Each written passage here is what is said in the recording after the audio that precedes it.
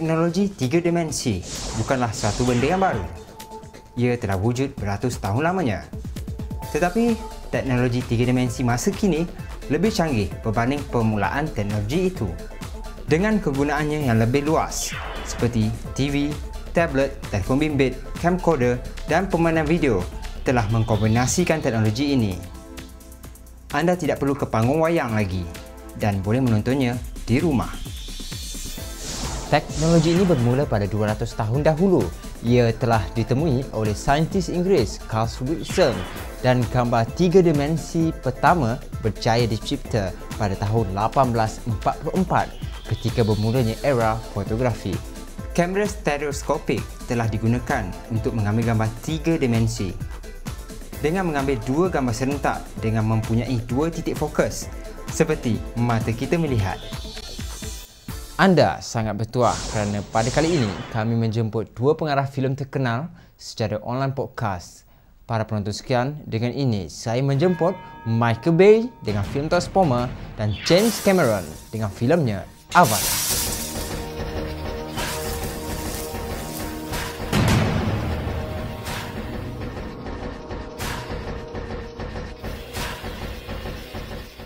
Okay, Micheal.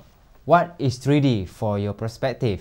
You got to look at it as a toy. It's another fun tool to help get emotion and character and create an experience. And I'm always trying to create a great summer experience for the moviegoer. We did a lot of stuff. I mean, we're putting these rigs on these like cable cams, and we put a 3D camera on a wingsuit guy following these wingsuit guys through the canyons of Chicago, through the buildings, around the buildings, about 150 miles an hour.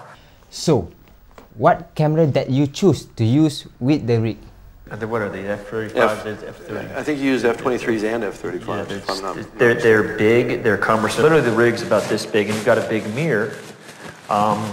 And it was a huge challenge because trying to fit it in places and putting it on rigs that it's not meant to be on. Sometimes you're shooting with a 3D camera and you'll have a problem with whether the camera is one of the eyes, and you'll have to convert it because it's just not a perfect science. It's just The 3D never slowed me down at all because we were lighting for green screen. Right. And I think when you're lighting for green screen and you're doing a lot of complicated effects, the 3D wasn't really... Yeah. It's more challenging when you're shooting in real world because with the sun and the mirror reflects. It's basically cameras, one on top, one on bottom, or however you set your rig, and it shares a mirror. One will shoot the mirror and then one will shoot through the mirror. So it's you have to watch light spill because it'll wreck one of the eyes.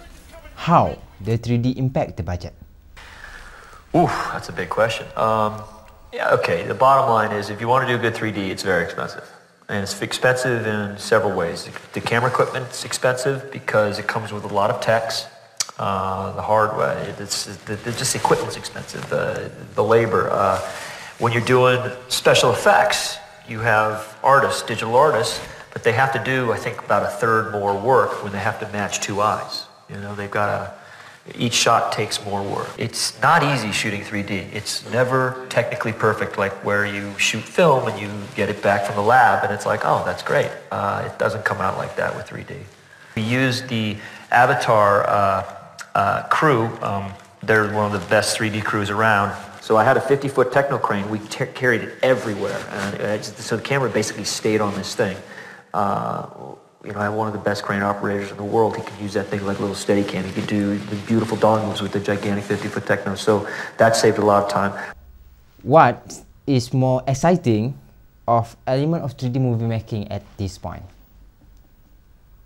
Just like Jim said, I had fun on the set shooting it. It was like a new toy, and I actually had a wonderful time doing 3D. I think it's the applause of the audience when they see something that blows their minds. That's the most exciting part. You've won them. You've taken them someplace. I mean, it's what we just experienced here. That's what's great about it.